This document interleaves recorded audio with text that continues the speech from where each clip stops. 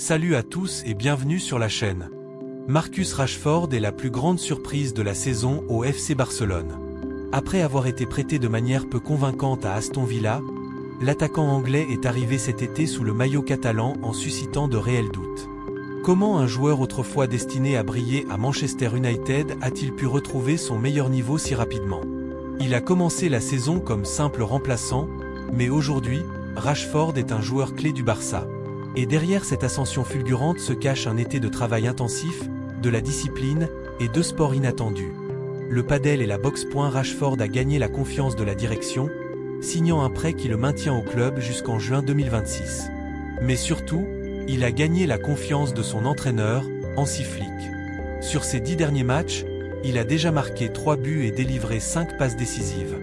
Il a même débuté 6 de ses 10 rencontres. Les chiffres sont clairs.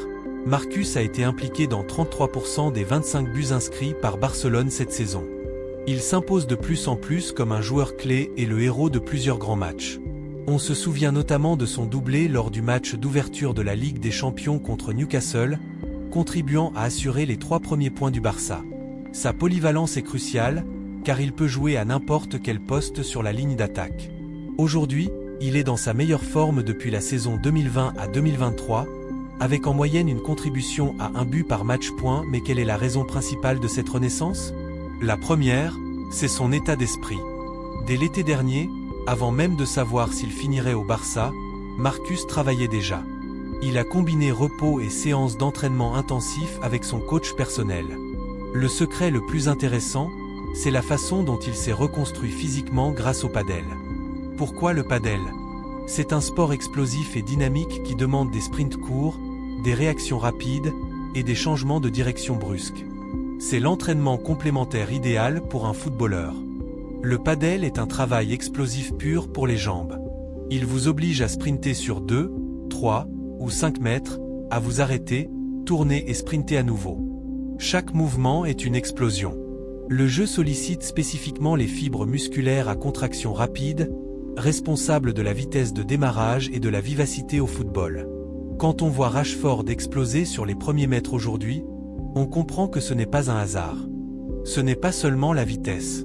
Le padel travaille l'équilibre et la stabilité du tronc, en activant les muscles profonds de l'abdomen, du dos et des hanches. C'est ce qui lui permet de recevoir le ballon, de le protéger et de repousser les défenseurs sans perdre l'équilibre.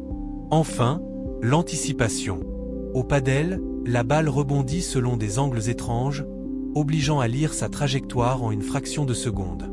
Ses compétences et anticipation, vision large, réaction rapide rendent Rashford si dangereux dans le dernier tiers du terrain. Et pour l'endurance, le padel est un marathon composé de sprints, efforts courts et explosifs, brèves pauses, puis accélération. C'est le reflet parfait du football. C'est pourquoi il peut enchaîner 90 minutes à pleine vitesse. Après la Côte d'Azur et même en Espagne, le padel continuait. Mais durant son intersaison, Marcus et son équipe ont aussi accordé une grande importance à la boxe. Pour un footballeur, la boxe n'est pas une question de coups de poing, mais de contrôle, de réaction et d'un esprit froid.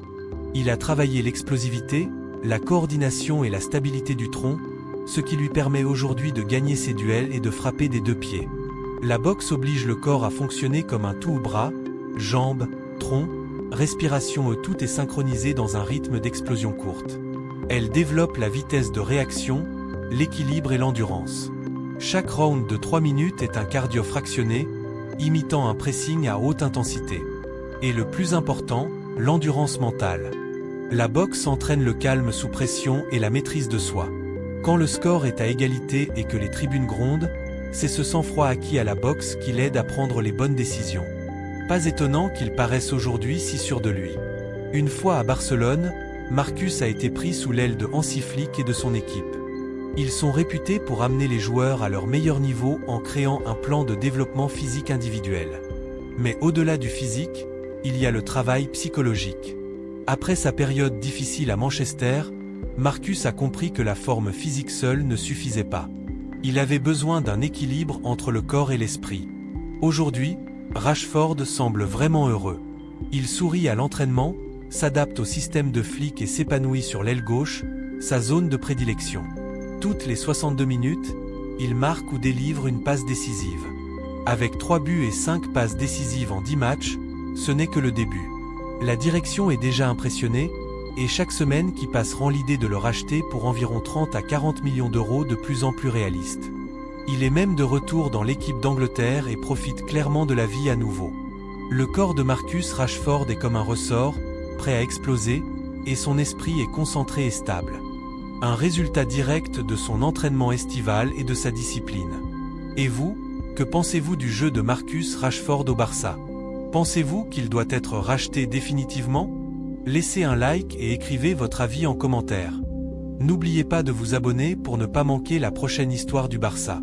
On essaie de répondre à chacun d'entre vous dans les commentaires. À très vite.